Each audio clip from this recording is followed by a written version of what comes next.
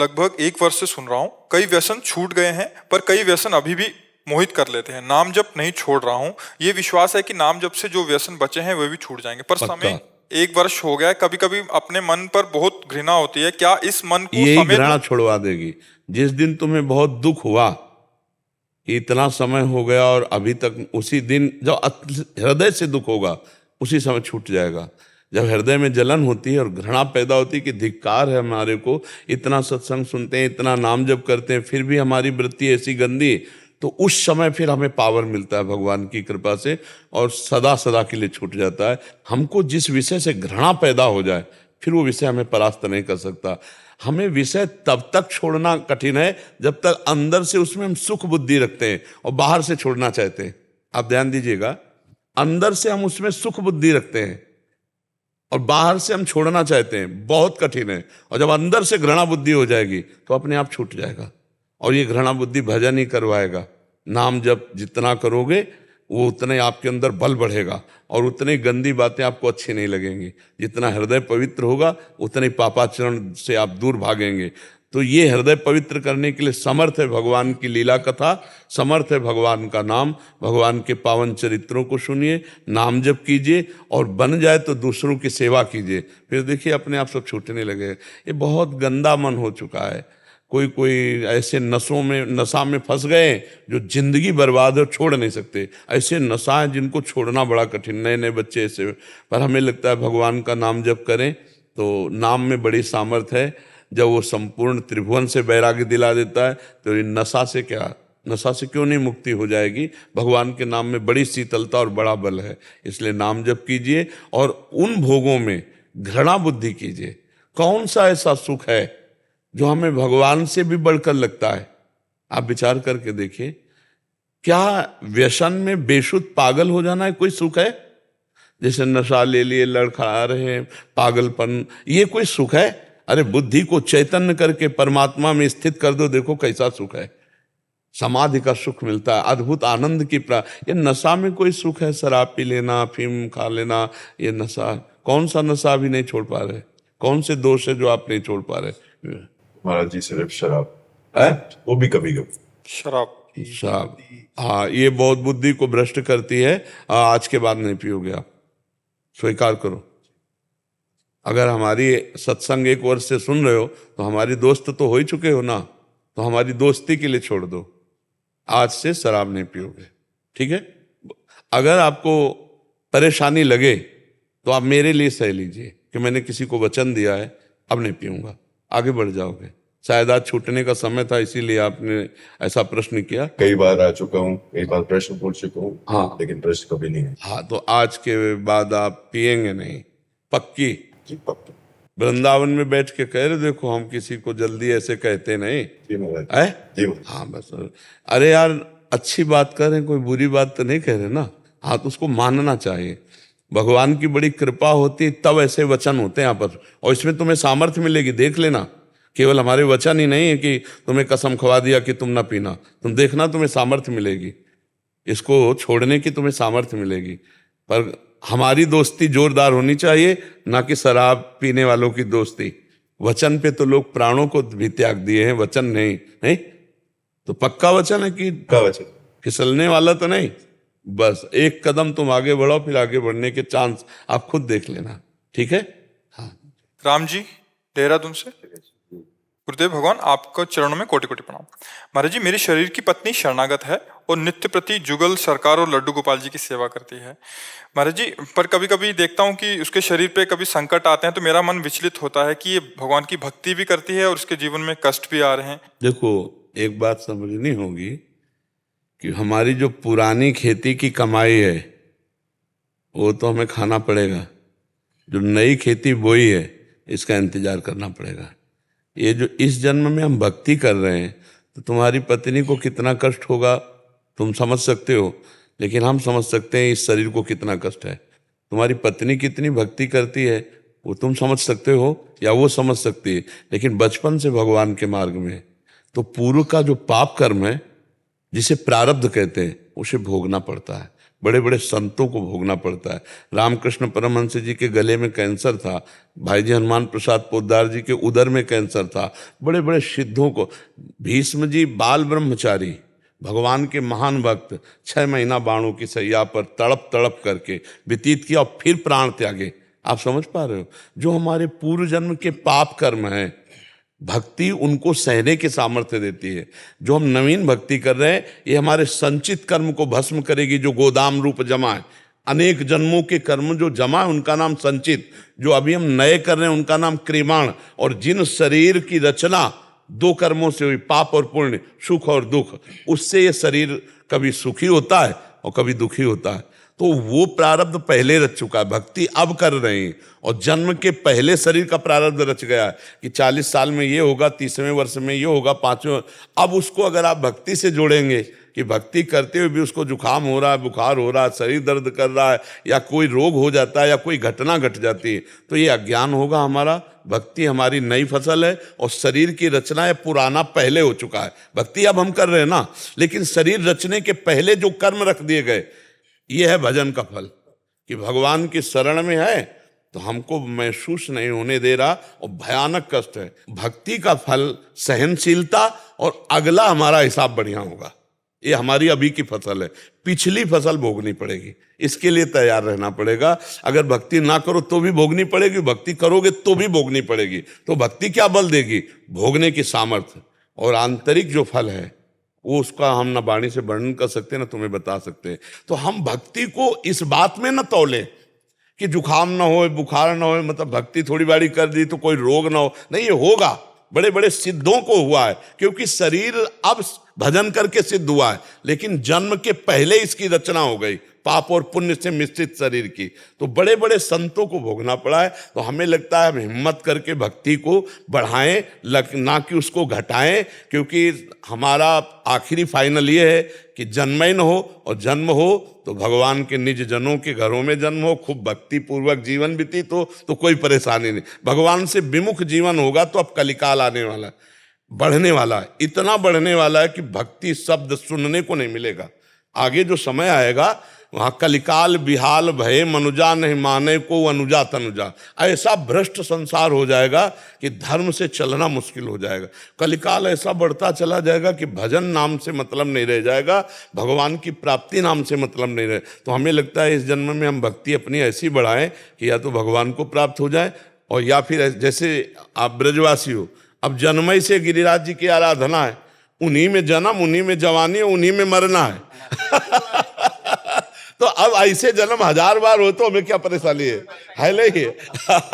और संसार में तो बहुत ही भयावह है, तो इसीलिए भक्ति को तो रोको मत और उनको ढांढस बंधाते रहिए। महाराज जी, इनका 2 बार ब्रेन का ऑपरेशन हो चुका है जी, एक आंख की रोशनी भी चली गई है, बट आपकी कृपा से चिंता न करो, राधा राधा राधा, हाँ राधा राधा राधा, चिंता ये आनंद में है महाराज जी, हम परेशान हैं, हमें दुख होता है। आप नाम जप करो तो आपको भी नहीं होगा, आप नाम जप करो, क्योंकि इसका नाम एक बात पहले समझ लीजिए भगवान ने रखा है। जैसे हम किसी दुकान में जाते हैं तो लिखा देखते हैं ना, तो ऐसे भगवान ने लिखा है दुखालयम अशाश्वतम। इस मृत्यु लोक को पहले तो नाम है इसका मृत्यु लोक, यहाँ सब मरेंगे, मृत्यु लोक। और दूसरा दुखालयम, दुख भोगना पड़ेगा। और अशाश्वतम, जितनी चीज है सब परिवर्तनशील है, नाशवान है, टिकाऊ यहाँ कुछ है नहीं। अब हम इस दुकान में खड़े हैं, संसार की मृत्यु लोक रूपी दुकान में, और प्रतिक्षण यहाँ सब नाशवान को प्राप्त हो रहा है। तो दुखी मत होइए, प्रसन्न होइए। मृत्यु एक बार आनी है तो यार उसके लिए क्या दुखी होना, जो सबको आनी है और एक बार आनी है, तो यार प्रसन्न होकर उसको स्वीकार करो कि आ जाना जब तुम्हारा मन हो। राधा राधा राधा राधा राधा जय गिरिराज धन की, आ जाना जब मन हो। तो क्या परेशानी है? हम क्यों डर रहे हैं मृत्यु से? क्योंकि भगवान से परिचय नहीं, इसलिए, क्योंकि शरीर से परिचय हो ये छूटेगा, इसलिए डर रहे हैं। नहीं तो मृत्यु से क्या डर, मरने से सब जग डरा, मेरो मन आनंद। अपने प्रभु के पास जाना है शरीर छोड़ करके, बिल्कुल। आप इसीलिए तो हम कह रहे हैं अध्यात्म के बिना जीवन बड़ा शोकग्रस्त जीवन होता है, बड़ा दुखमय जीवन होता है। आप एक आदमी का विश्व में किसी को नाम बता दो जो भगवान से विमुख और आनंदमय हो, एक आदमी का पूरे विश्व में भगवान से विमुख हो और वो आनंदमय हो, एक आदमी का नाम बता दो। आप ये सोचोगे कि विश्व में टॉप का जीवन इनका है, और जब हम उनको एकांत में मिले हैं ना, तो आपको लगेगा कि इनसे तो अच्छे हम हैं। इनसे अच्छे हम हैं, कम से कम चैन से पति पत्नी रोटी खा करके सो तो जाते हैं, इनमें वो भी सौभाग्य नहीं। आप मतलब तो इसलिए भगवान के सम्मुख होकर नाम जप करते हुए हमारा जो दुख सुख आवे उसको काट ले और भगवत प्राप्ति करे। नहीं तो मनुष्य जीवन यहाँ कहीं भी किसी भी जगह, आप तो अपनी आयु भोगे हो। महाराज ययाति ने अपने पुत्र की 1000 वर्ष आयु भोगी, फिर भी भोगों में सुख नहीं खोज पाए, तो ऊब के संसार से वैराग्य लिया। तो हमें लगता है नाम जप करो और जो दुख आवे और सुख आवे, सुख में फूलो नहीं, दुख में भूलो नहीं प्रभु को, और जीवन यात्रा काट दो, बढ़िया है ना। अब पत्नी नाम जप कर रही इसलिए वो आनंदित है, आप भी नाम जप करो तो आनंदित हो जाओगे। इतना समझो कि धीरे धीरे शरीर एक उस दशा की ओर जा रहा है जिसे कोई नहीं बचा सकता, उसका नाम है मृत्यु दशा। कभी भी आ सकती, कहीं भी आ सकती है। और हम अगर नाम जप कर रहे हो, शरीर छूटा तो भगवान की प्राप्ति हो जाएगी, और अगर नाम जप नहीं कर रहे और फिर शरीर छूटा तो दुर्गति हो जाएगी। पुत्र के बहाने नारायण बुलाया तो भगवत प्राप्ति हो गई, हम जान के नारायण बोलेंगे तो हमें भगवत प्राप्ति नहीं होगी। हाँ, इसलिए नाम जप करते रहो, जीवन का सार नाम जप। दुख सुख तो राम जी को भी भोगने पड़े और श्याम जी को भी भोगने पड़े। देखो श्याम जी हमारे प्रकट हो रहे कंस के कारागार में, हथकड़ी बेड़ियों से जकड़े हैं माता पिता। जहां भगवान आ रहे हैं वहां देख लो भीषण राक्षसी स्वभाव वालों का पहरा है, बड़ा मतलब कठोर व्यवहार हो रहा है, हथकड़ी बेड़ियां जकड़ी हुई, और आ कौन रहा है? समस्त बंधनों से मुक्त करने वाला परमात्मा। आप विचार, नवजात ऐसे प्रभु को विवश होकर प्राण मानो त्याग रहे हो, जाकर के गोकुल में पहुंचाना होता है। अपने ऐसे लाडले को कौन त्यागेगी मैया, लेकिन रक्षा के लिए ऐसा होता है कि नहीं होता। अब विचार करो, पूरे जीवन चरित्र को पढ़ के देखो तो आपको लगेगा कि नहीं, समस्या तो भगवान के भी जीवन में रही। राम जी को सुबह राज्याभिषेक होना है और शाम के 14 वर्ष का वनवास हो जाता है नंगे पैर।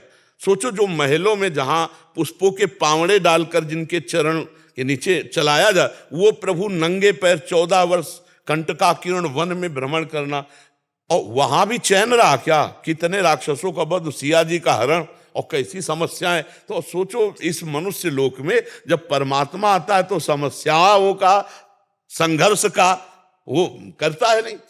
तो हमको भी संघर्ष और समस्याओं से लड़ना पड़ेगा, हमें उबना नहीं। सोचो, पिताजी पधार रहे हैं, माताजी विधवा हो रही, वैधव्य को प्राप्त हो रहे, सिया जी का अपहरण हो रहा है, कितने बड़े बड़े कष्ट भगवान को पग पग पर देख लो। तो हम मनुष्य हैं यार, उन्हीं की आराधना तो कर रहे हैं।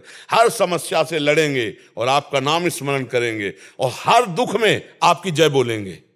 ये नहीं कि रबड़ी रसगुल्ला खा रहे हैं तो जय नहीं, हम भूखे भी होंगे तो आपकी जय बोलेंगे, सुख है तो आपकी जय बोलेंगे, दुख है तो आपकी जय बोलेंगे। आपके सिवा, जैसे आपने कहा कि अन्य कोई नहीं, आपके सिवा और अब कहीं, तो हाँ, तो दुख में, सुख में, लाभ में, हानि में, स्वस्थता में, अस्वस्थता में हमारी भक्ति बाधित ना हो तो इसी जन्म में भगवत प्राप्ति हो जाएगी। नहीं तो फिर माया का तो बहुत विचित्र रूप है, पता नहीं क्या बनना पड़े। इस मनुष्य बने, फिर पता नहीं सुअर कुत्ता गधा क्या बनावे भगवान। इसलिए हम नाम जप कर ले और इस जन्म में ऐसा भजन कर ले कि या तो आगे जन्म ना हो, और जन्म हो तो फिर किसी भक्त के यहाँ हो, जहाँ जन्म से हम भगवान की आराधना करें, भगवान की जूठन पाकर के। जब जैसे आप लोग हो, जूठल से ही पैदा हुए, मतलब आपके पिताजी रहे, गिरिराज जी की सेवा करके गिरिराज जी की जूठल पाते रहे, उससे आप आए, और पैदा होते ही जूठल मिलती रही, और जब तक पधारोगे ले इन्हीं की जूठल पाली है। तो ये जीवन क्या है? ये तो भागवतिक जीवन है, भगवत स्वरूप जीवन है। मनोज दुबे जी, प्रयागराज। राधा वल्लभ श्री हरिवंश। महाराज जी, मैं विगत 2 वर्षों से एकांतिक वार्तालाप सुन रहा हूँ। महाराज जी, मैं सीआरपीएफ में ड्यूटी करता हूँ। महाराज जी, मेरा स्वभाव बस जल्दी किसी पर भी विश्वास कर लेता है, जिसका परिणाम हमेशा प्रतिकूल ही मिलता है। महाराज जी, ऐसे में मुझे कैसे रहना चाहिए? महाराज जी, हाँ, विश्वास तो विवेक के निर्णय से कीजिए, ऐसा नहीं है। संसार में विश्वास नहीं, परमार्थ में भगवान पर विश्वास बिना विचार करके करना है। लेकिन संसार में बिना विचारे जे करे ते पाछे पछताए, काम बिगाड़ो अपनो जग में होता साए। ऐसे से ऐसा विश्वास नहीं कर लेते, पहले बुद्धि और विवेक लगाकर हम उसकी परीक्षा लेते हैं कि विश्वास योग्य है कि नहीं, तब फिर विश्वास करते हैं। भगवान और भगवान के मार्ग में प्रथम विश्वास, विचार की जरूरत नहीं, बिना ही विचार करी शुभ जानी। और संसार में बिना विचारे जे करे ते पाछे पछताए। पहले विचार करो, ये आदमी विश्वास योग्य है कि नहीं, ये जो बोल रहा है सत्य है कि नहीं, इसके जीवन में सत्य है कि नहीं, ये कपट तो नहीं कर रहा है, छल तो नहीं कर रहा है। ये संशय करके, जानकारी करके तब विश्वास किया जाता है, और भगवत मार्ग में नहीं। भगवत मार्ग में जो शास्त्र में लिखा है, जो गुरुजन कह रहे हैं, यथावत वैसे मान लेने से वो आगे परमार्थ में बढ़ जाता है। मात पिता प्रभु गुरु कह वाणी, बिना ही विचारी करी शुभ जाने। और संसार में बिना विचारे जे करे ते पाछे पछताए, काम बिगाड़ो अपनो जग में हो हसाए। तो हमें संसार में चलना है तो हमें सीधे विश्वास नहीं कर लेना, हमें पहले संशय करना है। ये आदमी कपट तो नहीं कर रहा है, ये आदमी असत्य मार्ग का अवलंबन लेने वाला तो नहीं है। अगर हम विश्वास कर लें मुझे फंसा लें, मुझे गलत मार्ग में ले जाए, संशय रखना चाहिए। परमार्थ में संशय शून्य और संसार में संशय युक्त, क्योंकि संसार दुविधा युक्त है, संसार छली है, संसार कपटी है। पाए जान जगत में सब जन कपटी कुटिल कलयुगी टंचु।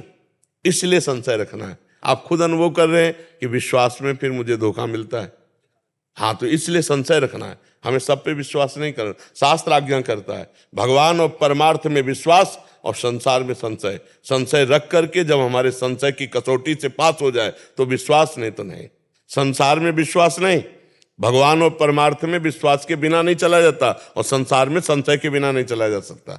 इसमें चलना पड़ेगा, संशय लेके चलना पड़ेगा। हाँ, वो कितना प्यार से क्यों बात कर रहा है, क्या आपके पास है जो उसने देख लिया और आपसे प्यार कर रहा है? वो कुछ है, पहले उसको समेटो। क्या है, क्या इतना प्यार क्यों कर रहा है, सहसा प्यार क्यों कर रहा है? कुछ है जो उसकी नजर में आ गया है, लेना चाहता है, कोई स्वार्थ है, कोई उसकी पूर्ति है। ऐसे चला जाता है परमार्थ में।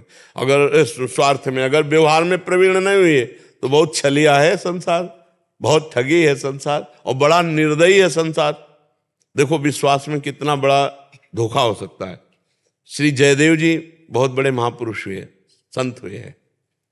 उनको एक भगत ने बुलाया, तो उस समय स्वर्ण की असरफियां चलती थी, तो कई स्वर्ण की, उन्होंने कहा हमें जरूरत नहीं, उन्होंने ले लो महाराज। तो श्रद्धा कारण उन्होंने अपने अचले में बांध लिया, चलो संत सेवा हो जाएगी किसी। 4 लोग मिले, दंडवत किए। पहली दृष्टि में देखा कि ये एक होता है श्रद्धा से दंडवत करना, और एक होता है प्रलोभन से दंडवत करना। प्रलोभन वाली दंडवत में अलग ही होता है, श्रद्धा वाली में अलग होता है, वो पहचान होती है संतों की। उन्होंने देख लिया कि अच्छा हमारे पास असरफियां इनके लिए दंडवत कर रहे हैं, और जंगल का रास्ता था, तो रुक गए। उन्होंने कहा सुनो भाई, तुम्हें असरफियां चाहिए ना, फालतू नाटक करने की जरूरत नहीं है, ले लो असरफियां, हमको इनसे कोई मतलब नहीं। वो से दुष्ट, उन्होंने सोचा है बहुत प्रवीण आदमी, असरफियां क्यों दे दिया, इसका मतलब असरफियां अभी दे दिया और आगे ये रिपोर्ट करके हमको फंसाएगा। तो सोचे, देखो दुष्ट आदमी दुष्टता है। तो उन चारों ने विचार किया कि ये हमको फंसा ना पावे, इसलिए इसको पहले ही हम असरफी दे दी, पर उन चारों ने हाथ पैर काट के कुएं में डाल दिए। असरफी दे दी, तुम्हें असरफी मिल गई थी, लौट जाओ तुम। लेकिन उन्होंने कहा ये बहुत प्रवीण है, ये हमारे फंसाने के। दुष्ट आदमी दुष्टता का ही चिंतन करता है, और सीधे सरल आदमी संत महात्मा तो उनके हाथ पैर काट के कुएं में डाल दिए। अब वो भगवान के भक्त थे, जय जगन्नाथ जय जगन्नाथ भगवान का स्मरण कर रहे थे। तो एक राजा निकला वहां से अपने सैनिक, तो आवाज सुनाई दी, तो कुएं में गया। जब उनको निकाला तो जान गए, अरे ये तो जयदेव जी हैं। अपने राजमहल में ले गए, बड़ी औषधियों का लेप किया। अब जयदेव जी से पूछा कि भगवान की प्राप्ति का सहज उपाय क्या है, तो उनका संत सेवा। यदि रोज संत सेवा हो, भगवान नाम कीर्तन हो, संतों की जूठन खाने को मिले, संत जय जयकार करे, तो निश्चित भगवान प्रसन्न हो जाते। तो उन्होंने संत सेवा की। अब उन चारों चोरों ने सोचा, उनको तो पता नहीं था, तो चारों ठग जो चोर थे जिन्होंने हाथ पैर काट, और उन संतों के दर्शन के लिए जयदेव जी बैठते थे, हाथ पैर कटे ऐसे आसन पर बैठते, और जो संत जन जाते सबको ऐसे दर्शन कर। चोरों ने देखा तो आपस में कि वही है जिसको काट के कुएं में डाला था। अब जयदेव जी ने देखा कि ये वही है जिन्होंने काट, तो जयदेव जी ने राजा को बुलाया और कहा ये 4 लोग मेरे बड़े पूज्य और पहचान के संत हैं, ये जितना जो कुछ मांगे उतना इनको दे देना। और उनके तो होश खराब थे चोरों के कि पता नहीं राजा से क्या कह के हमको दंड दे। राजा गए, प्रणाम किया, खवाया पिया और कहा महाराज खजाने के पास ले गए, आप जितना चाहो ले जाओ। तो ठगे ही थे, गठरी बांधी। तो राजा ने सोचा कि संत तो ऐसे नहीं होते, पर महाराज कह रहे हैं, गुरुदेव कह रहे हैं कि ये संत है, तो हमको दोष भी दृष्टि नहीं देनी। अब वो बड़ी बड़ी गठरी बांध लिए चारों रत्नों और असरफियों की। तो उनका महाराज आप लाद के ले जाओगे तो अच्छा नहीं लगेगा, हमारे आदमी ले जाएंगे, आप जहां कहोगे वहां पहुंचा देंगे। तो राज सैनिक, रास्ते में राज सैनिकों ने पूछा कि आज तक ऐसा सम्मान हमारे गुरुदेव ने किसी संत का नहीं कराया जैसा तुम्हारा करवाया, क्या तुम खास हो? तो उस दुष्ट स्वभाव के थे, तो उन्होंने कहा तुम्हारे गुरुदेव जो है ना वो पाप कर्म किए थे, इसीलिए उनके हाथ पैर कटवा दिए गए थे। मतलब बिल्कुल झूठ बोलते, जो ही इतना झूठ बोले सो धरती फटी और सब आ गए, क्योंकि अब नहीं सह सकते थे। इस इतना दंड देने के योग्य अपराधी को भी सम्मान दिलाया हाथ पैर कटने के बाद भी, और फिर वो उनके प्रति दोष दर्शन उनका। तो जो दुष्ट होते हैं वो आखिरी श्वास तक दुष्टता करते हैं, उन पर विश्वास नहीं करना चाहिए। जैसे जयदेव जी के साथ हुआ ना, ऐसे ही कोई भी हो, अगर दुष्टों के साथ विश्वास किया जाए तो विश्वासघात ही करेंगे, वो आपकी हानि ही करेंगे। इसलिए संशय करना चाहिए। कोई भी व्यवहार संसार में करो तो उसमें संशय रख के करो, और परमार्थ में कोई कार्य करो तो विश्वास रख के करो। परमार्थ विश्वास लायक है और संसार संशय लायक है। समझ पा रहे आप जी? किसी वैष्णव के दोष दर्शन कर लिए, किसी वैष्णव की निंदा कर ली, ऐसा कुछ हो गया, क्योंकि और किसी कारण से नहीं रुकेगा। या धर्म भ्रष्ट आचरण हो जाना या वैष्णव अपराध बन जाना। इसके अलावा भोजन आदि में इतनी ताकत नहीं है कि भोजन अपवित्र होते ही रुक जाए, ऐसा नहीं है। भोजन तो घंटा 2 घंटा विक्षेप डाल सकता है, अनवरत नहीं। उसके लिए आप देखो कोई अहम जनित ऐसी क्रिया तो नहीं हो गई शास्त्र विरुद्ध, किसी वैष्णव के प्रति अपराध तो नहीं बन गया। थोड़ा सा भी अगर वैष्णव के प्रति हे भाव आएगा तो रुक जाएगा। पक्की बात है, खुद अनुभव की बातें हैं। अगर किसी संत वैष्णव के प्रति थोड़ा भी आपने विचार किया, जरा भी किसी के प्रति दोष भाव आ जाएगा तो फिर ये रुक जाएगा। ऐसा अपने राम के नजर में ऐसे कोई नहीं है, परंतु हो सकता है नहीं, इसको खोजना पड़ेगा और मन से उन वैष्णव से क्षमा मांगनी पड़ेगी। तो आप ऐसा करो, हम जो वचन बोल रहे हैं उनको बोलना। हे विश्व के व्यक्त अव्यक्त संत जनों, हमारे द्वारा जाने अनजाने में शारीरिक, मानसिक, वाचिक जो भी अपराध बन गया हो वो क्षमा करो।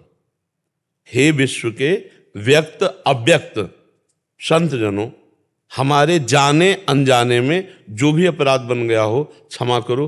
प्रभु हमारे इष्ट के भजन में जो बाधा पड़ी है उसे दूर कर दो, या हमें प्रायश्चित बता दो कि हम उसका प्रायश्चित क्या करें। करुणा करो, हमारा भजन पुनः चल जाए। ऐसा एकांत में आप समस्त संतों को प्रणाम करके ऐसा करना, और जिसकी छवि आ जाए, झांकी आ जाए और ध्यान आवे कि हमने इसको ये कहा, तो तुरंत अगर वो विराजमान हो तो उनके पास जाके क्षमा मांग लो, नहीं तो मन से क्षमा मांग लो, फिर भजन चलने लगेगा। अन्यथा ऐसे नहीं रुकता है, ऐसे वैष्णव अपराध बन जाता है, और बड़ा सूक्ष्म होता है वैष्णव अपराध। तो ये जो आपकी स्थिति है, ये कोई खान पान से या ऐसे साधारण से नहीं, कोई वैष्णव अपराध बन। जैसे हरिराम व्यास जी महाराज थे ना, तो उन्होंने कहा कि व्यास जी तो निर्गुणिया संत हैं, वृंदावन के नित्य विहार रस का, तो भजन बंद हो गया, लीला बंद हो गई हरिराम व्यास जी की। तो उन्होंने अपने गुरुदेव हरिवंश महाप्रभु से कहा, तो हरिवंश महाप्रभु ने कहा प्रभु के किसी निज जन का अपराध बन गया, इसीलिए लीला बंद हो गई। अब उन्होंने कहा प्रभु अपराध तो हम किसी से मिलते नहीं, करते नहीं। जब ध्यान आया तो उनका प्रभु बात बात में ऐसा कह दिया, बोले हाँ अपराध बन गया, जाओ यमुना किनारे एकांत बैठकर रो और कबीरदास जी से प्रार्थना। तो जब प्रार्थना की तो यमुना की धारा से कबीरदास जी प्रकट हो गए, और फिर उन्होंने जब क्षमा किया तब लीला चली। तो इस पर देख लीजिए और प्रभु से प्रार्थना कीजिए, हमें विश्वास है जरूर कृपा करेंगे। भगवान करुणा में, और उनसे भी ज़्यादा करुणा में भक्तजन है। भगवान के तो प्रेम के वपू हैं।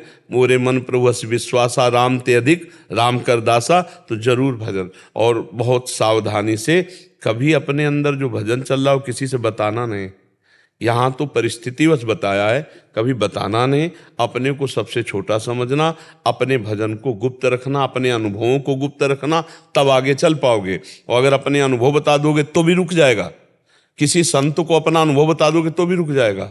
बिना गुरु के पूछे किसी से नहीं कहना, बस चुपचाप अपने में लगे रहो। ये भागवती की स्थिति है जो आप बता रहे थे, ये भागवती की स्थिति, ये लुप्त हो जाएगी, अभी परिपक्व नहीं हुई, ये अभी प्रारंभ हुई थी, अभी सिद्ध नहीं हुई। जब सिद्ध हो जाती है फिर कोई, तो अभी बहुत सावधानी से चलते रहिएगा। बहुत अच्छी स्थिति है ये, बहुत उत्तम स्थिति, बस इसे छुपाए रखना, बताना नहीं किसी से। अहंकार कहेगा कि बताओ, अगर बताया तो रुक जाएगी, फिर ये सावधानी रखनी है। तो वैष्णव जनों से क्षमा मांग करके और पुनः प्रयास करोगे तो ये चल पड़ेगी, और इसे गुप्त रखना, ठीक है। ये भगवान दास जी जो उत्तरकाशी बताए थे कि हमारी भी स्थिति ऐसे हो गई थी, अपने अब बता रहे थे। तो एक ओंकार दास जी जो संत थे, हाँ, सीताराम ओंकार नाथ, उनके पास मैं गया तो मैं अपना कहा तो उन्होंने सर पे हाथ रखा, तो पुनः मेरी स्थिति ऐसे आ गई। तो ऐसे मुझे ये किसने दिखाई दे, ऐसा नहीं उपलब्ध मैं दिख रहा हूँ, लेकिन आप अभ्यास करते रहिए, कोई संत की कृपा को मोती संत कर लेखा, तो कहीं न कहीं ऐसा कृपा हो जाए तो हो जाए पुनः स्थितियाँ। और हाथ रखने की जरूरत नहीं, जो हमने आपको बताया ना, आप इसे करिएगा तो संत कोई भी निमित्त बना सकते, हाथ रख सकते, पैर रख सकते, वाणी से कह सकते, वचन, आप चुपचाप करिएगा और भगवान से प्रार्थना कीजिएगा। हम तो अपने में इतनी सामर्थ्य नहीं देखते कि हम हाथ रख दें, हम इतनी सामर्थ्य रखते कि हाथ जोड़ के प्रभु से प्रार्थना की जाए, तो वो सर्वसमर्थ हैं, वैष्णव जन सर्वसमर्थ हैं, वो हमारे ऊपर कृपा कर देंगे, ठीक है। हाँ, अंदर अंदर खूब नाम चलाओ, अभी चल रहा है नाम, बस चलाओ चुपचाप, अभी से चलाओ, अभी पकड़ो। अब ये बात छोड़ो कि कोई विक्षेप था, छोड़ो, छोड़ दिया, अभी पकड़े रहो, नाम को पकड़ो, स्थिति को पकड़ो, छोड़ो वो सब। तुम्हारा कोई अपराध हो गया था, तुमसे कोई छूट गया, सब छोड़ो, एकांत में जाके केवल प्रणाम कर लेना। अभी देखो चल रहा है कि नहीं चल रहा, नाम बस चुपचाप पकड़ लो, अब छोड़ना नहीं, नाम पकड़ लो, ध्यान में नाम लाओ, ये बातें छोड़ दो, हमसे कोई अपराध हो गया, हमारा कुछ खत्म, मान रहे हो ना अभी। अगर मानोगे कि अभी खत्म नहीं हुआ तो फिर आगे चल जाएगा, अभी खत्म, और नाम चलाओ। अरे आप भगवान के स्वरूप, भगवान के दास हो, अब बस शांत वैष्णव जनों से प्रार्थना करके एकदम प्रसन्न हो जाओ, कोई स्थिति नहीं बिगड़ी, बिल्कुल ठीक है, अब शांत एकदम, अंदर ही अंदर भगवान से रो, भगवान से प्रार्थना करो। ये तो एकांत का विषय है, कोई जान ना पावे, गंभीर, बहुत कृपा है आप पे, ये बहुत अच्छी स्थिति है। चुपचाप चलो, चुपचाप चलो शांति से। आप किसी से मत बताना, किसी संत से भी मत बताना कि आपकी स्थिति क्या है। अगर विक्षेप पड़ रहा है तो प्रभु से प्रार्थना करो, नाम जोड़ो, नाम कीर्तन करो, नाम जप करो, इसी से सब संभल जाएगा, ठीक है। महाराज, इसका समाधान भी अभी किसी से नहीं लें? नहीं, अब कोई समाधान आप किसी से पूछने की जरूरत नहीं, तो विश्वास नहीं, फिर अपराध, फिर ये भी अपराध तो बनेगा। यहाँ आकर के प्रश्न किया, उसका समाधान होने पर भी फिर भी अभी समाधान नहीं। अब हम कह रहे हैं नाम कीर्तन करो, नाम जप करो, इसके बाद एकांत में समस्त वैष्णवों से प्रार्थना करो, जाने अनजाने में जो भी अपराध बन गया क्षमा करो, पक्का। अब मान ले, विश्वास हो जाए तो इसी से हो जाए। अब उनको पता था सीताराम ओंकार नाथ जी सिद्ध पुरुष हैं, वो हमारे विक्षेप को दूर कर देंगे, तो उनका विश्वास काम किया ना, तो विश्वास काम, अगर विश्वास की, अब तो मेरे विक्षेप दूर हो गया, मेरा अपराध, मैं मुक्त हो गया, क्योंकि यहाँ कह दिया गया। मन से तो हम कह ही रहे हैं जो जो कुछ कर रहे हैं, इसके बाद चुपचाप चलो, नाम में चलो, ठीक है। आप देखो कोई विक्षेप नहीं, कहाँ विक्षेप है इस समय, बताओ क्या विक्षेप है, तो बस इसी को पकड़े रहो, कोई विक्षेप नहीं। अब किसी से ना विक्षेप की बात करना, ना निवारण की बात करना, ठीक, शांत प्रसन्न, ये भगवान की कृपा प्रसाद से होता है। चुपचाप चलो, हम सब उन्हीं के छत्र के नीचे हैं, हाँ, हम सब उन्हीं के छत्र के नीचे। विशाल सिंह जी, राधे राधे। गुरुदेव, राधे राधे। गुरु आज्ञा ही जीवन है, गुरु वाणी ही सत्य है। गुरुदेव, आपका सत्संग सुनकर हमारे हर प्रश्न का उत्तर प्राप्त हो जाता है। मैं आपकी कृपा से प्रतिदिन आपका सत्संग प्रातःकाल सुनता हूँ। उसी के प्रभाव से मुझे कुछ अनुभव हो रहा है जिसे आपके द्वारा किसी के सामने प्रकट करने के लिए मना किया गया है। प्रभु निराकार हैं, क्या उनको देखने के लिए आंखों की, सुनने के लिए कानों की, चलने के लिए पैरों की इत्यादि की जरूरत है? ऐसी ही किसी चीज में मुझे प्रभु का भाव बन रहा है, साक्षात मुझे प्रभु नजर आने लगे हैं, क्या ये भ्रम है या सत्य? आप पहली बात तो ये है कि प्रभु निराकार ही हैं, ऐसा कैसे कह सकते हैं? प्रभु निराकार भी हैं, प्रभु साकार भी हैं, प्रभु सत है, असत से परे है, और प्रभु ही असत में भरे हैं। ये संसार को जिसे कहा गया असत ना, ये ही सत्य सच्चिदानंद भगवान ही भगवान है। भगवान के सिवा कुछ नहीं है। मत्ता परतरम नान्यत किंचिदस्ति धनंजय। जैसे कुम्हार है तो चाक अलग है, मिट्टी अलग है, फिर वो पात्र बनाता है। भगवान ने ऐसे सृष्टि नहीं बनाई, अपने आप से अपने आप को फैला दिया। वही भगवान ही भगवान है, दूसरा कुछ है नहीं। तो ये हम नहीं कह सकते कि भगवान निराकार ही है। नहीं, भगवान साकार भी है और निराकार भी है, और भगवान सत भी है, भगवान असत भी है। ये जो असत तुम देख रहे हो, इसमें सत भगवान ही है। जिसे तुम असत कह रहे हो वो भगवान ही है, भगवान के सिवा कुछ नहीं है। अब हमारा भाव कहाँ भगवान का लग जाता है। प्रहलाद जी से पूछा खंबे में भगवान है, उनका हाँ खंबे में है, तो भगवान खंबे से नरसिंह रूप में प्रकट हो गए। हमारी जहां निष्ठा बन जाए, गुरु भगवान गुरु में बन जाए तो गुरु भगवान दिखाई देने लगेंगे, श्री विग्रह में भगवान दिखाई दे। हमारा भाव बन जाए तो चर अचर में भगवान दिखाई देंगे। जड़ चेतन जग जीव जत सकल राम में जाने। वही साकार हैं, वही निराकार हैं, वही सगुण हैं, वही निर्गुण हैं, वही सबसे परे हैं, वही सब में भरे हैं। क्यों सब में भरे हैं? वासना वासुदेवस्य वासितम भुवनत्रयम सर्वभूत निवासोस्मि वासुदेव नमोस्तुते। अच्छा, जो अपने को अनुभव हो रहा है वो हम दूसरे को बताएं क्यों? ये अहंकार ही तो अंदर प्रेरित कर रहा है, बताओ कि कुछ हम श्रेष्ठ हैं। देखो, हमारे पास आने का मतलब है आपका ऑपरेशन होना, आपकी वो बात जो आपके भजन को ले डूबे उसको हटा देना। आपको जितना अनुभव हो रहा है उससे करोड़ों गुना बढ़कर के संतों को अनुभव हो चुका है। अच्छा, उनको हम क्या बतावें? और जब माँ खवा रही है तो माँ को क्या बताएं कि तो संत और सदगुरुदेव तो पवा रहे हैं, उनको तो पता ही है कि आपको क्या मिला है, आपको क्या भाव बना है। तो बस शांत चुप गुप्त रहो। भजन जितना गुप्त उतना ही अंदर बढ़ता है, और जितना प्रकाशित उतना ही उड़ जाता है। कपूर की तरह है, कपूर को गुप्त रखो तो सुव्यवस्थित बना रहेगा, और खुला रख दो तो उड़ जाएगा। खुला मत करो। ये जो आपको शीतलता मिली है भजन की, जो अनुभव है किसी को भी, उसे खुला मत करो। बकाया अहंकार इतना प्रबल होता है कि वो छुपा नहीं सकता, और चाहे दीवार से कहेगा जरूर कि हमको ऐसा अनुभव होने लगा है। मतलब थोड़ा अहम का जो रूप होता है ना, वो बिना कहे नहीं रहेगा, और जो अहम को मार दे वही बार बार कहता कहो कहो, हमने ये दान पुण्य किया, हमने ये भजन किया, हमको ये लाभ मिला, हमारी ये स्थिति है। भाई किसको बता रहे हो, क्यों बता रहे हो? तो बोले वो रहा नहीं जा रहा है, उसी को सह जाओ तो भजन आगे बढ़ जाएगा। ठीक है। मंदिरों में जो दान दक्षिणा देते हैं और नाम अनाउंसमेंट करते हैं, फलाने ने इतना दिया, फलाने ने, वो सब, हाँ वो सब काम का नहीं। काम का तो ऐसा है कि कोई जान न पावे। दान पुण्य जानते हो कैसे होता? कोई जान ही नहीं पाया कि कुछ करके गया और चुपचाप चला गया करके। हाँ कहते हैं कि एक हाथ से दे दूसरा हाथ ला जाले, ऐसा भी कहते हैं। तो नेकी कर दरिया में डाल, कोई जान न पावे। पर वो जो माई को अलाउंस और दिखावा और वाह वाह जय जय तो हो गया, उतने में हो गया हिसाब किताब। वो भगवान की प्राप्ति वाला दान पुण्य नहीं है। सस्ते में नहीं पटेगा। हाँ, बहुत ही ये घाटे का सौदा है। इतनी मेहनत करके अर्थ कमाया और आपने 100 लोगों को भोजन पवाया, और इसके बाद पोस्टर छपवा दिए, लोग पढ़ रहे हैं कि आज 100 ब्राह्मणों का भोजन, 100 साधु का भोजन, ये खत्म, जो पढ़ रहे हैं सब खत्म, आपके पुण्य के हिस्सेदार हो गए। किसी को न, मतलब यहाँ तक कि अगर कोई पूछे कि आप करवा रहे हो क्या, तो तुरंत उत्तर नहीं हम तो पत्तल परोस रहे हैं, हम तो कोई जान न पावे कि कौन करवा रहा है, और चुपचाप गुप्त। तो वो सब जमा हो गया भगवान की बैंक में, और आपको कई गुना बढ़कर मिलेगा यदि कामना रखते हो, और नहीं रखते हो तो वही आपकी भगवत प्राप्ति का हेतु हो जाएगा। महाराज जी पिछले साल में जगन्नाथ जी के घर विदाई करवाई थी घर से, तो वो तो फिर सबको पता लग ही जाएगा कि तो आपके घर से जगन्नाथ जी। नहीं, ऐसे भक्ति के प्रसंगों में हम चाहते हैं, जैसे हम नाम कीर्तन करें तो सबको पता हो रहा है ना कि नाम कीर्तन हो रहा है। हम प्रचार प्रसार नहीं करना चाहते, हम अपने इष्ट का आराधन कर रहे हैं, वो अंदर की बात होती है। वो बात जैसे कि 100 रुपया अमुक ने दिया, ऐसा ऐसा कार्य किया धर्म का, भक्ति का, उसका प्रचार हम करना चाहे, वो अलग बात है। अब हमारे घर में कीर्तन हो रहा है, हमारे घर में संत महात्मा आ रहे हैं, उनका हम स्वागत कर रहे हैं, 4 लोग जान रहे हैं, इससे कोई हानि नहीं होनी।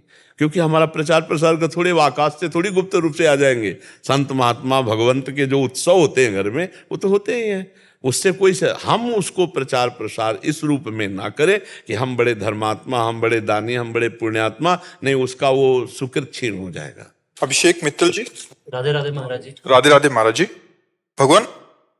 भगवान श्री कृष्ण भगवत गीता के 4थे अध्याय के 9वें श्लोक में कहते हैं कि जो मेरे जन्म और कर्म को तत्व से जानता है उसका पुनर्जन्म नहीं होता। यहाँ महाराज जी भगवान को तत्व से जानने का क्या अर्थ है? भगवान के ही वचन है, मेरा जन्म भी दिव्य है और मेरा कर्म भी दिव्य है। जो भगवान को दिव्य जानता है वो तो भगवान सर्वत्र व्याप्त है। भगवान अजन्मा होते हुए भी अपने भक्तों के प्रेम के लिए जन्म धारण करते हैं। विप्रधेन सुर संत हित लीन मनुज अवतार। लेकिन भगवान को ये देखना कि मनुष्य रूप में भी भगवान चिदानंदमय देह तुम्हारी विगत विकार जान अधिकारी। भगवान सच्चिदानंद रूपाय हैं, भगवान विश्वोत्पत्त्यादि हेतवे हैं, भगवान तापत्रय विनाशाय, उस श्री कृष्णाय वयम नुमा। ये जो तत्व से जानता है कि भगवान त्रिगुणातीत हैं, भगवान कालातीत हैं, भगवान दिव्य हैं, भगवान अजन्मा हैं, पर अजन्मा होते हुए भी अपने भक्तों के लिए जन्म की लीला करते हैं। वो माँ के गर्भ में नहीं रहते। भय प्रगट कृपाला दीन दयाला, भगवान प्रगट होते हैं और सामने पहले प्रगट हुए चतुर्भुज रूप से। फिर माता पुनि बोली सोमति डोली, तजहु ताते रूपा, की जय शिशलीला अति प्रियशीला, सो सुख परम अनुपा, तो सुनि वचन सुजाना, रोदन ठाना, होई बालक स्वरूपा। ये चरित्र जे गावें हरिपद पावें, तेन परे भव कोपा। भगवान जो है बाल रूप धारण करते हैं माता जी की प्रार्थना पर, वैसे भगवान दिव्य रूप से प्रकट हुए। तो भगवान माता के गर्भ में जाने वाले कोई मनुष्य नहीं है। भगवान अजन्मा, अद्वितीय, निर्विकार, चिदानंद, सच्चिदानंद, वही अवतार लेकर दिव्य लीला और दिव्य कर्म करते हैं। भगवान के कर्म दिव्य होते हैं, मानुष कर्म थोड़ी होते हैं। जैसे भगवान ने छठी के दिन पूतना का उद्धार किया, कोई मार सकता था? बड़े बड़े देवता कांपते थे पूतना से। तृणावर्त, बकासुर, अघासुर, गिरिराज गोवर्धन को उठाना, काली दह के विष को अमृत कर देना, कालिया का मर्दन करके रमण द्वीप भेजना, भगवान की सब दिव्य लीला कर्म है ना। तो भगवान कहते जो मुझे तत्व से जानता है, तत्व से, वही मेरे को जानता है और वो परम पद को प्राप्त होता है। जो मुझे तत्व से जानता है वो परम पद का अधिकारी हो जाता है और भगवान को प्राप्त हो जाता है। समझ पा रहे हो आप? जैसे महाराज जी हम कृष्ण के बारे में सुनते हैं, उनका लीला श्रवण करते हैं, सत्संग सुनते हैं, तो हमने उनकी लीला समझ ली। अभी नहीं समझी, अभी समझी नहीं, मतलब अभी सुनी है सिर्फ। अभी सुनी है। जब समझने का तात्पर्य तब होता है जब कृष्णमय मन, कृष्णमय बुद्धि, कृष्णमय चित्त और कृष्णमय अहंकार। अभी देहमय अहंकार है, अभी बुद्धि त्रिगुण के अंतर्गत है। और लीला चरित्र सुनते सुनते जब त्रिगुणातीत बुद्धि हो जाएगी और आपका अंतःकरण कृष्णमय हो जाएगा, तब आप सोई जाने जे देव जनाए, वो जनाएंगे तब समझ पाओगे। कृष्णमय होकर कृष्ण की लीला में डूबा जाता है। अभी तो कृष्णमय कहाँ, अभी तो देहमय हो, अभी तो बुद्धि काम कर रही है, अभी तो मन भी तो है ना। उदो मन न भय 10-20, एक हो तो सो गयो श्याम पे। अब लीला चरित्र दर्शाएगा, अब लीला चरित्र समझ में आएगा। अभी तो मन है ना, बुद्धि है ना, चित्त है ना, आम है। अभी तो आप सुन रहे हैं, अभी आप सुन रहे हैं, अभी तो मनन भी पूरा नहीं हो रहा है। जब मनन और श्रवण करते करते तदाकार स्थिति हो जाए, तदाकार मन कृष्ण, बुद्धि कृष्ण, चित्त कृष्ण, अहम कृष्ण, अब वो कृष्ण बन करके कृष्ण की लीला में प्रवेश पाता है। कृष्णाकार होकर ही तो कृष्ण लीला में प्रवेश पाता है। ऐसे मनुष्य भाव में थोड़ी, देहाभिमानी थोड़ी लीला को समझ पाएगा। कैसे समझ पाएगा लीला का? अब सोचो, वो भगवान माखन चोरी कर रहे हैं, जो अनंत ब्रह्मांडों का भरण पोषण कर रहे हैं। बाबा के यहाँ बाल्टियों में दूध दही थोड़ी होता है, कुंडों में है। दूध का कुंड, दही का कुंड, घृत का कुंड, मक्खन का कुंड। 9 लाख गवें तो केवल नंद बाबा के, और कितने नंद हैं, और सबके लाडले लालजू हैं, और हर नंद के पास लाखों गवे हैं। और भगवान के घर में कुंडों की ऐसे लाइन के लाइन कुंड बने, दधी के, दूध के, माखन के। अब भगवान खूब दिन भर ना आए तो भी कमी नहीं पड़ेगी। हाँ, गोपी जनों का भाव कि जो यशोदा मैया को सुख मिल रहा है वो मुझे कैसे सुख मिले। मैं सुंदर दूध दूहूं, अच्छा दही जमाऊं, मथु मक्खन बने और मैं दूर टांगूं और लाला मेरे घर आवे, और ऐसा जब करे और मैं पकड़ूं तो जैसे मैया डांटती और लाला भयभीत होता है वैसा मैं देखना चाह, क्या प्रभु मुझे ऐसा सुख प्रदान करेंगे। तो हर गोपी को जैसी भावना, ये था माम प्रपद्यन्ते तास्ततैव, भगवान वैसा सुख प्रदान करते हैं। तुम भगवान की लीला की समानता नहीं कर सकते हो। भगवान वहाँ भाव, वहाँ चोरी थोड़ी कर रहे। चोर तो वो होता है, अभाव में चोरी होती है कि नहीं। एक तो भगवान और दूसरे नंद के लाड़ीले लाल, वहाँ कोई अभाव है? अरे ब्रज के मंडल के राजा हैं नंद बाबा, वहाँ कुछ कमी है क्या लाला के लिए? हीरे जवाहरात तो वहाँ न्यौछावर में दिए जाते, चोरी कहाँ। हमारे पूर्ण समर्पण इससे रिलेटेड है। जैसे आपने परसों के सत्संग में बताया था कि हम अपना पूरा भार भगवान को दे, हम ये सोचते हैं कि मैं कमा रहा हूँ, मैं मर गया तो मेरे घर वालों को क्या होगा। तो ये भी हम मतलब ये भी सारा इसी के अंतर्गत आता है। पूरा भक्त का पूरा तन मन परिवार जीवन सब कुछ भगवान है, सब कुछ भगवान को समर्पित होता है और भगवान वैसा पालन पोषण करते हैं। भक्त के द्वारा क्या ऐसा थोड़ी कि केवल माले चलता रहता है, नहीं, भक्त के द्वारा फावड़ा भी चलता है, भक्त के द्वारा व्यापार भी होता है, भक्त के द्वारा नौकरी भी होती है, ऐसा थोड़ी होता है। भक्त का मतलब केवल थोड़ा कि कंठी तिलक बांध लिया बस माले लिए, ये तो निवृत्ति परक है। प्रवृत्ति परक भक्त जो होते हैं गृहस्थी में, उनके लिए कार्य भी है और सब कार्य भगवान के लिए। देखो पांडव जो कितने महान भक्त हैं, पर देखो कैसा कार्य कर रहे हैं। अम्बरीश जी कितने महान भक्त हैं, चक्रवर्ती सम्राट, पूरा राज्य शासन चला रहे हैं। तो समझ पा रहे हो ना, भक्ति का मतलब कायर नहीं होता।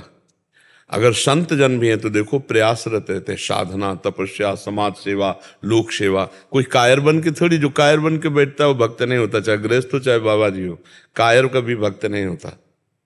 जो प्रयत्नशील है, तपस्या, धर्माचरण परायण, भजन परायण, समाज सेवी। देखो संतों को देखो, बड़ी बड़ी समाज सेवा हो रही। अपना परिवार पोषण करना मुश्किल है, लाखों का पेट संतों के द्वारा भर रहे। वो क्या है, आज सत्संग में सुना, लक्ष्मी जी स्वयं उनकी सेवा में उपस्थित हो जाती, क्योंकि भगवान के भक्त है ना। ऐसे मांगे थोड़ी कोई देता है, भगवान देते हैं, अपने आप सब चलता है। छल कपट पाखंड काम नहीं करता, ध्यान रखना।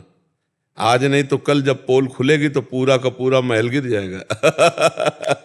सच्चाई से भगवान की भक्ति करो, इह परलोक सकल सुख पावत मेरी सो भैया कृष्ण गुण संचु। इह लोक और परलोक में समस्त सुख आपको प्राप्त। अरे भगवान का भजन करना परमानंद, पर इसमें कसौटी कसना पड़ेगा। देखा ना हरिपाल जी का चरित्र सुना, कसौटी में कस गए तो भगवान लुटने के लिए आ गए, अपने को लुटाने के लिए आ गए। तो ये भाव है। कुणाल जी दिल्ली से। राधे राधे महाराज जी, आपके चरणों में कोटि कोटि प्रणाम। महाराज जी, श्रीमद् भगवत गीता अध्याय 9 श्लोक संख्या 29 में भगवान अर्जुन से कहते हैं कि मैं सबके प्रति समान हूँ, लेकिन जो कोई भक्ति पूर्वक मेरी सेवा करता है वो मेरा मित्र है, मुझ में है और मैं भी उसका मित्र हूँ। महाराज जी, भगवान तो भावग्राही जनार्दन है, तो क्या भगवान की सेवा भाव अनुसार करनी चाहिए या नियमानुसार? दोनों प्रकार के हैं। जो वैदिक सिद्धांत से चलते हैं वो नियमानुसार चलते हैं, और जो भगवान के प्रेम मार्ग के पथिक वो भावानुसार चलते हैं। और भगवान का जब नियम पूर्वक आराधन होता है तो फिर भाव की प्राप्ति हो ही जाती है। और कुछ ऐसे प्रेमी जन हैं जो नेम की परवाह न करके भाव से करते हैं। जैसे वृंदावन के प्रेमी जन जो है ना, ये भाव प्रधान है। और अन्यत्र वैदिक सिद्धांतों से भगवान की सेवा होती है, यहाँ प्रेम से होती है। यहाँ कहो 4 बजे सुबह ही भोग लगा दे ठाकुर जी को। जैसे कर्माबाई की खिचड़ी की ना, वो भाव। और जो सिद्धांत है, स्नान करके फिर मंगला, फिर ऐसे कर्माबाई सीधे उठती थी, न कोई स्नान न कुछ, और सीधे खिचड़ी बनाती थी कि रात भर ठाकुर को भूख लगी होगी, और बुलाती तो ठाकुर जी गोद में बैठ करके पाते थे। वैसे भगवान रीझते प्रेम से ही है, नहीं? हाँ, भाव का भूखा हूं मैं, और भाव ही एक सार है। भाव से मुझको भजे तो भाव से बेड़ा पार है। भाव बिन सुनी पुकारे मैं कभी सुनता नहीं, भाव पूरित टेर ही करती मुझे लाचार है।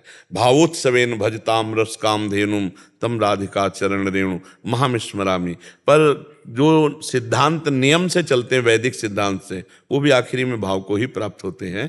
पर भगवान प्रधानता भाव की रखते हैं।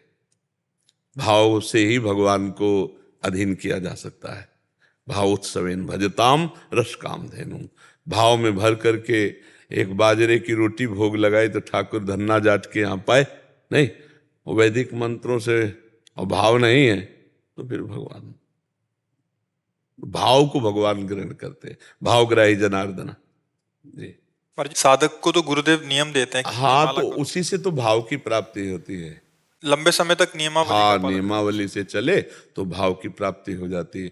अब जैसे अपने लोगों की नियमावली भाव वाली ही है, कुछ सिद्धांत है वैदिक सिद्धांतों से, ऐसे ऐसे ऐसे, तो फिर वो आगे चलकर भाव को प्राप्त होते हैं। अपनी जैसे वृंदावन की उपासना भाव से ही है, इसमें जो नेम है वो भी भाव के ही है। हाँ, ये नहीं कि नेम करके भाव को प्राप्त होगा, यहाँ भाव से ही नेम का पालन हो रहा है, वहां नेम के द्वारा ही भाव का पोषण होगा। अगर जो नेम के विरुद्ध होगा वो भाव नहीं स्वीकार किया जाएगा। और यहाँ भाव के द्वारा ही नियम है, जो नियम भाव में बाधा पहुंचाएगा उसका त्याग कर दिया जाएगा। यहाँ न लाज तीन लोकन की, न वेद को कहो करे, न शंक भूत प्रेत की, न देव जच्चिते डरे, वेदान्नपि संन्यस्ति सा केवलम अवच्छिन्न अनुरागम लभते। जो वेद का भी संन्यास करके और भाव में भगवान के, वो प्रेमी जन, प्रेम की बात अलग है। और तभी वो है उद्धव जी से जो गोपी जनों की वार्ता हुई ना, तो नेम उद्धव के भूले, सब वैदिक सिद्धांतों के ज्ञाता बृहस्पति शिष्य उद्धव लौट गए चरणों में गोपियों का भाव देखकर, गोपी का प्रेम देख करके। तो सारे नियमों की पूर्ति प्रेम भाव में ही है, और अपने लोगों की तो उपासना ही भाव की है। भावोत्सवेन भजताम रस काम धेनुम तम राधिका चरण रेणु भाम स्मरामि जी। कर्मा भाई भगवान जगन्नाथ की शुक्ल भक्त रही, तो उनका भाव अगाढ़ भाव। तो महाराज जी, जैसे हम भक्तों का प्रेम भाव इतना अगाढ़ ना, तो हम पैदा करें ना, हृदय तो वही अविनाशी, तो हम भगवान के अंश हैं। जो कर्मा भाई अविनाशी अंश थी वही हम अविनाशी अंश हैं। जो कर्मा भाई का हृदय था वही हमारा हृदय। अंतर यह कि कर्मा भाई का हृदय जगन्नाथ जी के लिए था, हमारा हृदय जगत के भोगों में लगा है, बस अंतर इतना है। तो खींच ले तो बात उतनी वही आ जाएगी। हम लोग ये जो ऊंच दूरी बनाकर बात करते हैं कि वो तो अमुक थे, भला हम कैसे हो सकते हैं, नहीं, उनके भी भगवान थे, हमारे भी भगवान थे, वो भी भगवान के अंश थे, हम भी भगवान के अंश थे। अंतर ये है कि वो केवल भगवान में चित्त लगाए थे, हम विषयों में भोगों में लगाएं, बस अंतर इतना है। हमको अपने चित्त को, मन को हटाकर प्रभु में लगा दे तो वही आ जाएगा, फिर कोई अंतर नहीं होगा। तस्मित तज्जने भेदा भावाद, भगवान और भगवान के जन में अभेद स्थिति हो जाती है। तो हम कमजोर क्यों बने, हम उनका चरणों का आश्रय लेकर वैसे ही बढ़े। हम भी तो भगवान के अंश हैं, हम भी तो भगवान की आराधना कर सकते हैं, पर हम विषयों में मन दिए, इसीलिए हम अपने को दीनहीन विषयी मान लेते हैं। नहीं, वो दोष है, उसका त्याग करेंगे, आगे बढ़ेंगे। कि महाराज जी प्रयास करते हैं। हाँ, नाम जप करो, भगवत चर्चा सुनो, भक्तों का आश्रय लो, भक्त नामावली गायन करो, इससे बहुत लाभ प्राप्त होता है, भक्तों की कृपा प्राप्त होती है।